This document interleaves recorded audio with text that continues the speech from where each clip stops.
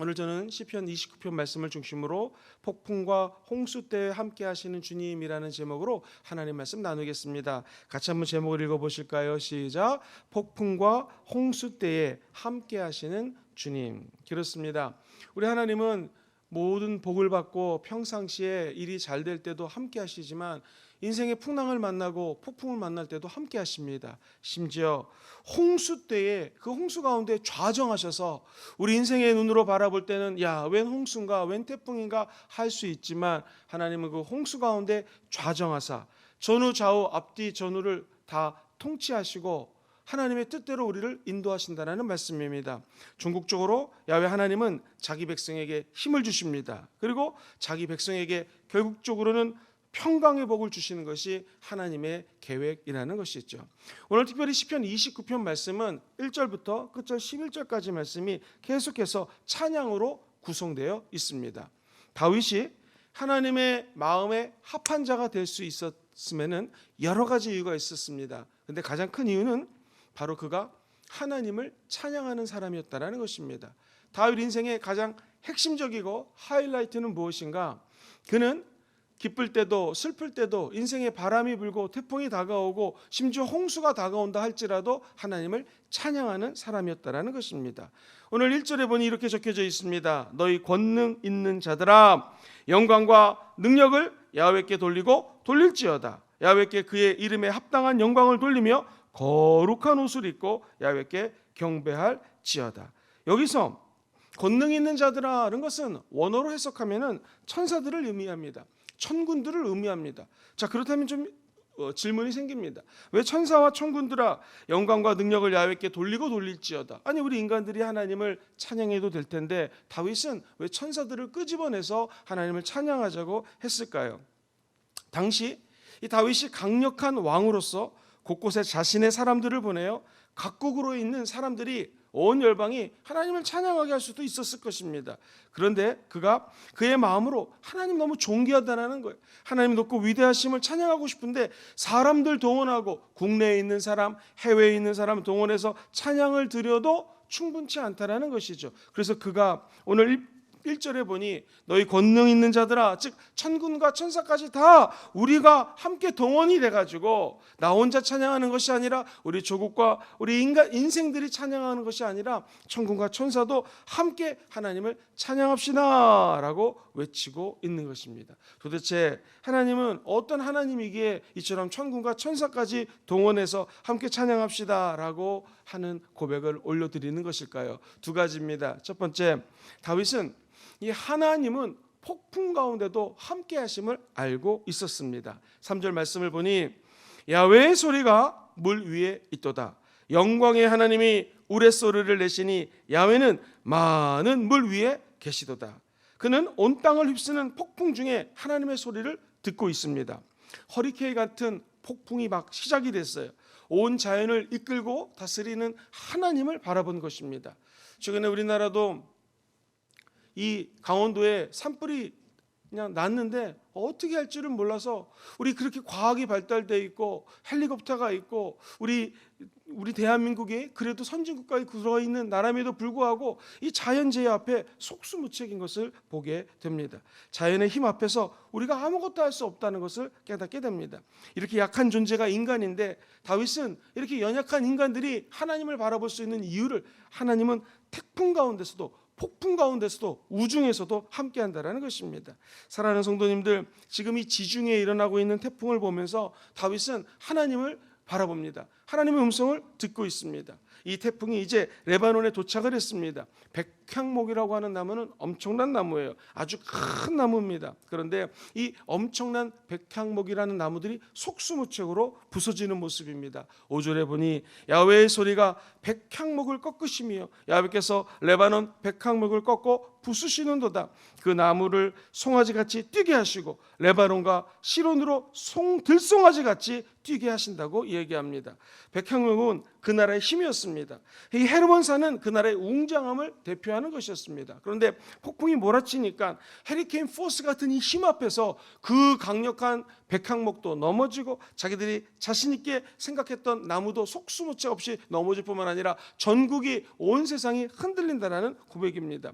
그 나무가 마치 재밌습니다. 송아지처럼 펄쩍펄쩍 뛰게 한다는 것이죠. 레바논과 시론으로 들송아지 같이 뛰게 한다. 온 전국이 흔들리고 있다는 것입니다. 그런데 중요한 것은 이렇게 세상 흔들리고 정치가 요동을 치고 코로나가 있고 힘든 상황 속에서도 다윗이 우리에게 말하는 것은 9절 말씀처럼 하나님을 바라보자라는 것입니다. 9절에 보니 야훼의 소리가 암사슴을 낙태하게 하시고 살림을 맑게 벗기시니 그의 성전에서 그의 모든 것들이 말하기를 어떻게 해요? 영광이라. 영광입니다. 오히려 하나님을 바라보고 이 어려운 환난 가운데 하나님을 영광스럽다라고 찬양하는 것입니다. 사랑하는 성도님들, 우리 인생에 당하는 수없이 많은 환난들, 어려움들, 그리고 격변하는 이 시기 가운데 우리가 해야 될 것은 무엇이겠습니까? 눈을 들어 하나님을 바라보시고 하나님을 오히려 경배하는 저와 여러분들 되시기를 주의 이름으로 축원드립니다. 요한계시록에 보면 5장, 6장, 7장에 보면은 이 똑같이 어려운 상황 속에서도 하나님을 바라봐야 된다는 말씀이 나옵니다. 예를 들면 요한계시록 6장 15절 16절에 보니 땅에 임금들이 있고 왕족들이 있고 장군들이 있고 부자들이 있고 강한 자들과 각 종과 자주자가 굴과 산 바위 틈에 숨어 산과 바위에게 이르되 우리 위에 떨어져 보좌에 앉으신 이의 낫에서와 어린 양의 진노에서 우리를 가리우라.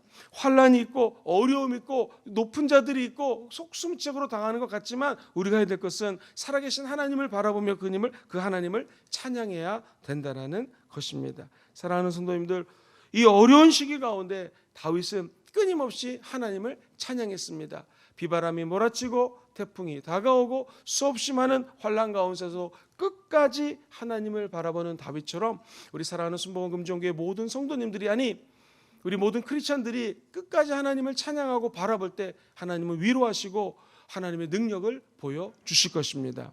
나아가 두 번째로 하나님은 홍수 때에도 좌정하신다고 표현을 하고 있습니다. 10절에 보니 야훼께서 홍수 때에 좌정하였음이뇨. 야훼께서 영원하도록 왕으로 좌정하십니다. 자, 사실 이 홍수에 관한 것은 두 번째 기록입니다. 첫 번째 홍수는 노아의 홍수입니다. 세상을 다 삼켰습니다. 그러나 그 홍수 위에 무지개가 떠올랐습니다. 그것은 하나님은 우리를 심판하는 분이 아니라 결국에는 언약의 하나님이라는 것입니다. 다시 우리가 하나님께 돌아오면 절대로 이 세상을 멸치 않는다는 하나님의 약속입니다. 다윗은 폭풍과 홍수 위에서 우리를 인도하는 하나님을 발견합니다. 처음부터 폭풍 중에 계시는 하나님을 알았지만 폭풍이 지나가고 홍수 속에서 하나님은 거기에 좌정하신다라는 것입니다. 아니, 인생의 범람하는 이 홍수가 끝나고 나도 하나님은 지속해서 우리 가운데 좌정하시고 하나님의 뜻을 펼쳐 주신다라는 것입니다. 하나님의 사람 엘리야는 혁혁한 영적인 공로를 세웁니다. 많은 사람들이 엘리야의 그 능력 앞에 박수를 칩니다. 그의 기도는 머리를 가랑이 사이에 넣고 기도할 정도로 간절한 기도요, 인내의 기도였습니다. 하나님의 능력을 나타나고 하나님의 영광을 드러났습니다. 그러나 이사벨이라는 여인이 이 엘리야를 죽인다라는 협박을 듣고 그가 도망칩니다. 그러면서 19장에 가면 차라리 나를 죽여달라고 얘기합니다. 그런데 엘리야라고 하는 선지자가 이 인생의 폭풍 가운데 들은 소리가 있었습니다. 그것이 열왕기상 19장 11절 12절에 이렇게 기록되어 있어요. 야훼께서 말씀하십니다. 너는 나가서 야훼 앞에서 산에 섰으라 하시니 야훼께서 지나가시는데 야훼 앞에 크고 강한 바람이 산을 가르고 바위를 부수지만 바람 가운데 야훼께서 계시지 아니하며 바람 후에 지진이 있으나 지진 가운데서도 야훼께 계시지 아니하며 또 지진 후에 불이 있지만 불 가운데서도 야훼께서 계시지 아니하며 불 후에 세미한 소리가 있는지라. 인생의 역경, 환난, 지진, 불, 이런 것들이 우리 앞에 휩쓴다 할지라도 우리 하나님은 그 가운데 함께 하신다라는 거예요. 세상 풍파가 다 그치고 난 다음에 주님은 저와 여러분들에게 세미한 음성을 들려주신다라는 것입니다. 사랑하는 성도님들, 다윗의 인생을 생각해 봤습니다.